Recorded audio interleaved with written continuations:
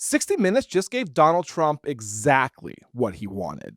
Another stage for him to remind all of us how screwed we are that we have him as president. An interview that was supposed to hold him accountable turned into a Rorschach test for America. The left said it was too soft. The right said it was too tough.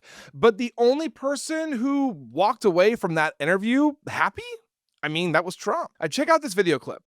In the mail, we received hundreds of notes about our interview with President Trump. The country may be politically divided, but the criticism we got from viewers was bipartisan. Instead of interviewing him, it appeared as an attack. You should have more respect than what you showed. Others complained we were too deferential to the president. You wanted to show Trump in the best possible light. There were no hard questions, no meaningful pushback. And there was this. Donald Trump gets lots and lots of time on TV as president. He has power, and so do I.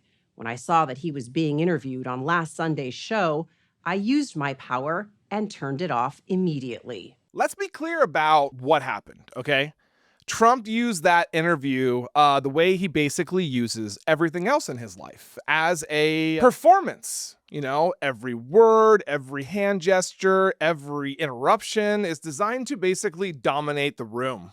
All right. I mean, he knows that if people are talking about him, they're not talking about anyone else, which is actually kind of what he wants, and it worked. 60 Minutes isn't being talked about for its journalism, all right? It's being talked about for how it handled him. Even that controversy over Norah O'Donnell, okay, saying Mr. President instead of President Trump. That's the point, guys, okay? He turns language into like this loyalty test with everybody he meets, even if he doesn't know who they are. And the full transcript, by the way, shows what you guys did not see on TV. The network cut out a clash basically over his pardon of the crypto billionaire, and another moment where Trump bragged about making Paramount, the network's parent company, pay him $16 million to settle a lawsuit. Of course, he had to kind of like squeeze that in there. Why not? It's like perfect opportunity for him. So think about that. A sitting president saying he got paid by the same company that just put him back on the air. I mean, that's a slap. Come on. I mean, that's just ridiculous. There's some irony to it, but at the same time, I mean, it's just a failed power move, because Trump understands something that most, politicians don't. He doesn't need to control the media. He just needs to feed it.